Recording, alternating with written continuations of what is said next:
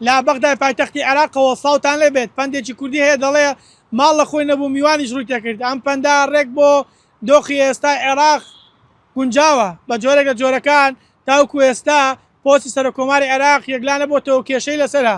و بە هەمان شێوە کێشە بۆ پۆستی سەرۆکۆزیانی عێراقیش دروست بووە. ئەمەش دوایەوە دێت کە شەوی ڕابردوو دۆناڵد ترامپ سەرۆکی نەتەوەی یەکگرتووەکانی ئەمریکا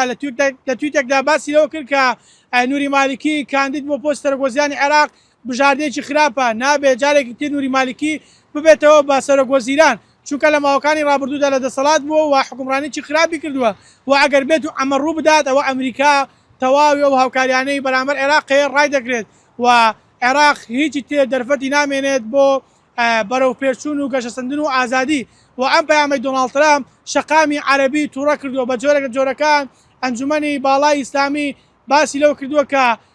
هەڵبژاردننی سەرۆکوەزیرانی عێراق کارێکی تەواو نێخۆیەوە بە پێی دەستور و یاسا و ئەوەی هەیە ینی ئێستا پامێکی بەپەلا بە من گەیشت دەمەوێت بۆ بینەرانی پایتەخت میدیا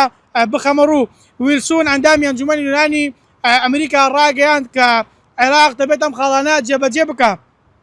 هەموو گروپە چەکدارە هاوپەیمانەکانی ئێران لە ماوەی 6 بۆ 12 مانگدا هەڵبوەشێنرێتەوە و خاڵێکی تێر ڕوبەڕووبوونەوەی گەندەڵی و سپیکردنەوەی پارە بە شێوەیەکی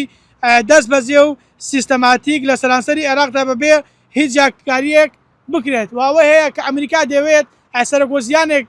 دابنێت کە دەسەڵاتی تەواوی هەبێ بەسەر ئەو گروپە چەکدارانی کە هەیە و ینی ئەو گروپە چەکدارانی کە نزیکن لە ئێران دەیەوێت لە ڕێی ئەو سەرۆکۆزیانەوە کۆتاییان پێبهێنێت. ئایا جەمالەدین سیاسەتمەدارێکی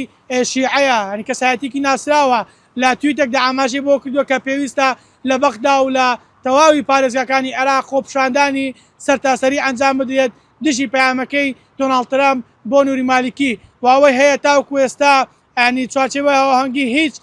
ڕاگەندراوێکی بڵاو نەکردەوە دژی قسەکانی دۆناڵد ترامپ بۆ نووری مالیکی و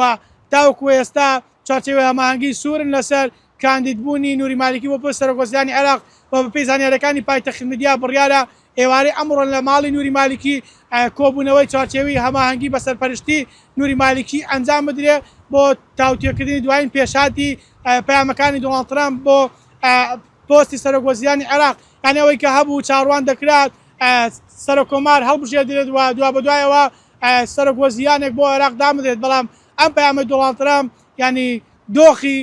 تەواوی پێکەنانی حکوومەتی عێراقی ئاڵۆز کردووە تاوەکو ئێستا نازانرێت چۆن و کەی و کێ دەبێت بە سەرۆکی وەزیرانی عێراقی داهاتوو.